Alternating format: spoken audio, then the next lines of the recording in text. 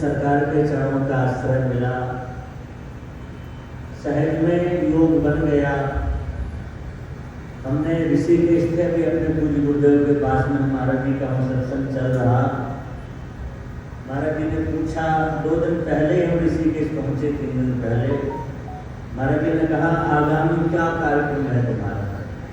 हमने कहा, महाराज जी आगामी तो कोई कार्यक्रम नहीं, गंगा मैया के चरणों में आए, आपका दर्शन करेंगे, सत्संग होगा। फिर हमने कहा 13 और 14 तारीख को हम दिल्ली दरबार में बुला लेंगे। तो महाराज जी बोले, चल जाओगे तो तुम्हारा जन्मदिन है। हमने कहा, सरकार का अनुग्रह कृपा है और इस शरीर का जन्मदिन कुछ दादाजी के चरणों में हो जाता है, उनका आशीर्वाद प्राप्त हो जाता।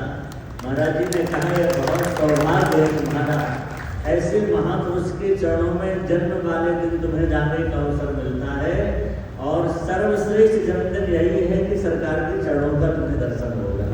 तो हम अपना सौभाग्य मानते हैं। ये तो सरकार की करुणा है, कृपा है। वो बच्चों को प्रसन्नता हो इसके लिए सरकार खूब उत्साह से सब करते हैं।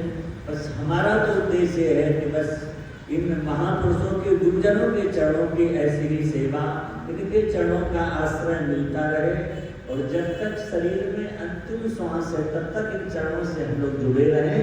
बस यही याचना लेकर के हम दरबार में आते हैं। सत्संग की सेवा, कथा की सेवा तो सरकार की आज्ञा होती तो चलती रहती है। पुराणों की सेवा चलती, सरकार की आज्ञा से चलती है।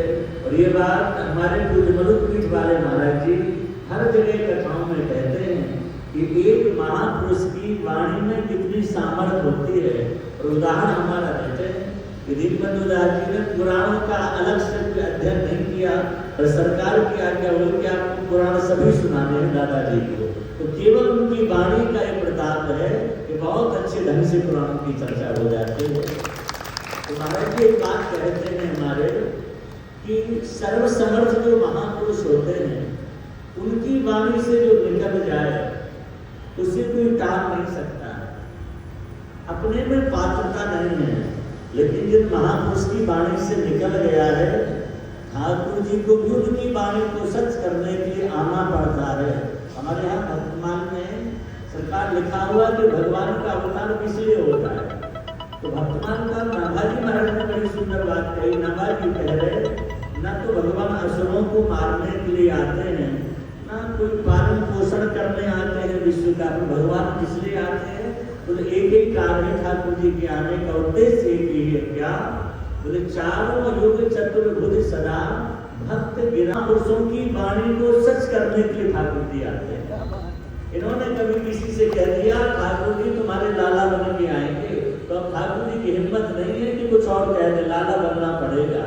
तो ठाकुर जी के अवतार का भी प्रयोजन एकमात्र यही है, महापुरुषों की वाणी से जो निकले। और ये बिल्कुल सच है। हम लोगों को ये अपने मन में पक्का करना चाहिए, निश्चय कर लेना चाहिए। हमारी भले ही पात्रता नहीं है, पर इन महापुरुष ने जो कह दिया अब तो वो होके रहेगा, उसको कोई टाल नहीं सकता है। महाराज जी हमको सबरी जी का स्मरण आता है। सबरी जब अपने गुरुदेव मतंग गुरु जी ने रातों रात जब के पता लगाया कि यहाँ सेवा कौन करती है, इसको पता लगा कि हम क्या करें जंगल में आके, तो संतों की कुछ सेवा कर दे। हवन करने के लिए सूखी लकड़ी चाहिए होती, तो रातों रात सूखी लकड़ी इकट्ठी करके महात्माओं की कुटिया के सामने रख देते।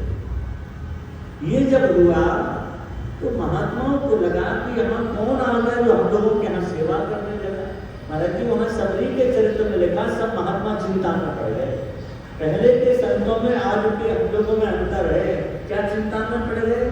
बोले हमारी सेवा की चोरी कौन कर रहा है? ये सेवा तो हमारी अपनी थी, संध्या भक्ति करना, गुरुजनों के चरणों में रखना, पर ये चोरी कौन कर रहा? तो मतंग ऋषि उन सब संतों में श्रेष्ठ थे। उनसे सबने कहा कि कोई सेवा की चोरी करता है, कौन है? तो कहा उसका पता लगाना चाहिए अपने को। तो रातों रात जग करके देखा सबरी आ रही है जंगल से। दोनों तरफ लकड़ी के गट्ठर ऐसे रख रखे, सिर पे रखा है, कुछ हाथों में काम रखे हैं और हाथ से झाड़ू लेकर के झाड़ू भी लगा दिए और भाव में भरी है।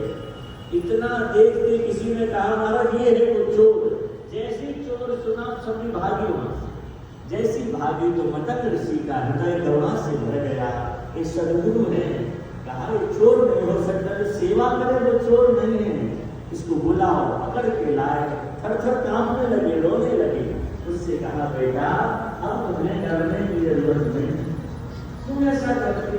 उसने सारा बात बता दी कि हम घर छोड़ के भागे, हमें कोई आश्रय देने वाला नहीं है, हम क्या करें। सोचा अच्छे महात्माओं की सेवा बन जाए तो कुछ हमारा भी कल्याण हो जाए। कहा अब तुमको जंगल में नहीं रहना, चलो आश्रम में रहना, कुटिया में ले जाए।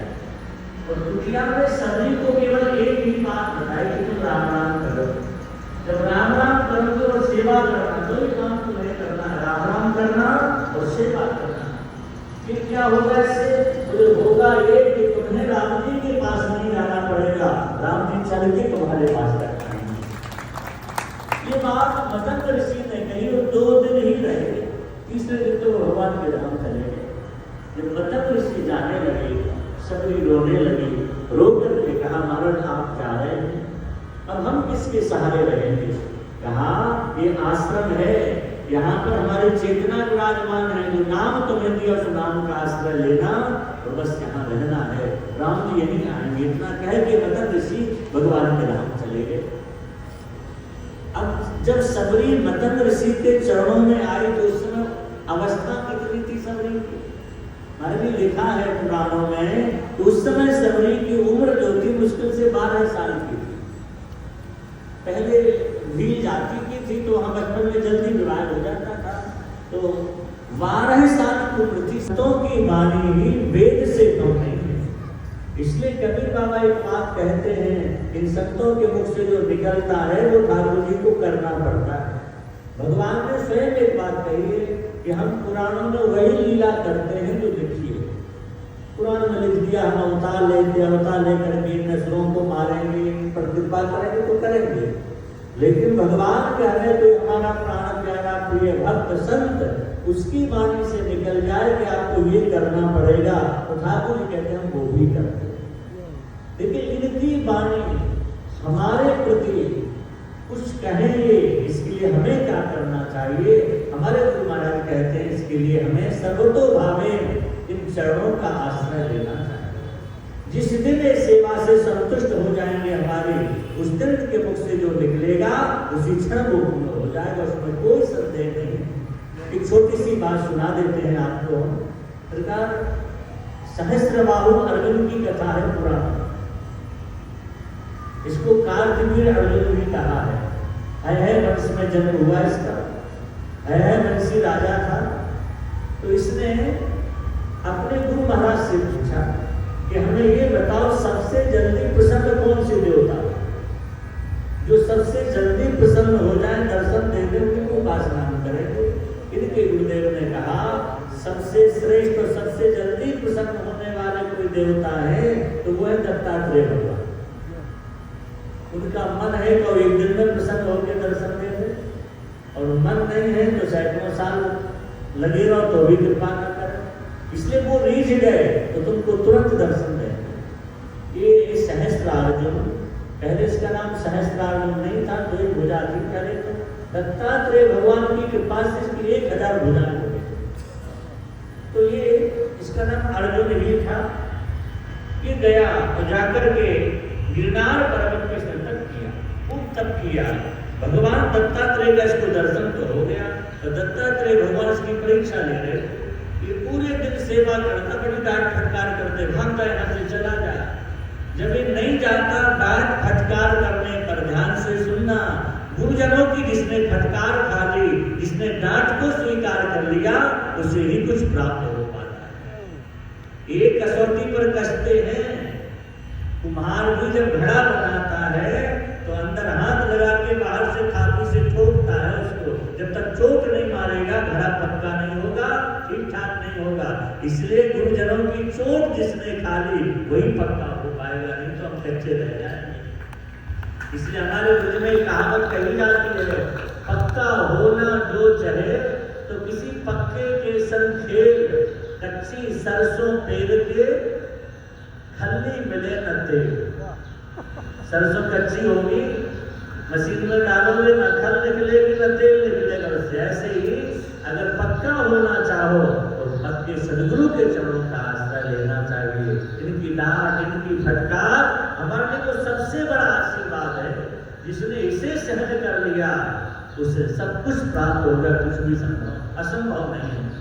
तो ये अर्जुन है अंशी जो था, दत्तात्रेय भगवान बहुत डांटते, उसको फटकार लगाते, तो ये फिर भी सेवा करता। एक दिन उसको बड़ा गुस्सा आया, बोले इतना मना करने पर भी तू क्यों वहां पड़ा रहता है, तू सेवा करता है, तो हम तो सेवा करेंगे। तो दत्तात्रेय भगवान नाराज हो गए, मारे रुष्ट होकर के साथ दे दिया, जिन हाथों से तू सेवा करता फिर हाथ खराब हो जाए, कोटा हो जाए, हाथ बढ़िया के ऐसे हाथ हो जाए, वहां किसी काम के लिए फिर भी वही लुढ़कता रहता, कभी पैरों से झाड़ू लगा देता, लेकिन सेवा नहीं छोड़ी, लगातार सेवा करता रहा। तो चाहे आप मार दो, अब तो सेवा करेंगे, लुढ़क लुढ़क करके सेवा करता, जो कचरा पड़ा होता कभी मुंह से साफ कर रहा, कभी पैरों से करता, लेकिन सेवा आश्रम की नहीं छोड़ी। जब सेवा नहीं छोड़ी तो एक दिन दत्तात्रेय भगवान प्रसन्न हुए, बोले इतने दिन से कहता कुछ सेवा दो आश्रम में पड़ा है, आज तुझे सेवा दे रहे। क्या सेवा? बोले मुझे बहुत जोर से प्यास लगी, जा पानी भर के लेके। अब उसके हाथ काम नहीं करते, हाथ को खराब कर दी पहले। अब कहा कि जाओ तुम जल लेकर के आओ, घड़ा भर के जल लेके आओ, पानी लेके आओ। वो बड़ा प्रसन्न हुआ कि आज तो सेवा मिली। महाराज वो पैर तो ठीक थे, चलते चलते कुम्हार के घर चला, वो कुम्हार से बोला एक बढ़िया सा घड़ा जो है ना, उसको आप इतना बड़ा घड़ा हो उसको भर दीजिए, वो भर के हमारे गले में डाल दो। हम गुरु महाराज हमारे प्यासे हैं, उनको जल पिलाने जाते हैं। उस कुम्हार ने सुंदर सा घड़ा रस्सी में बांध दिया, कुआ से भर के उनके गले में डाल दिया, और जैसे गले में टांगा तो गले में टंगा, हाथ तो काम नहीं कर रहे थे, गले में लेके पहुंच गया।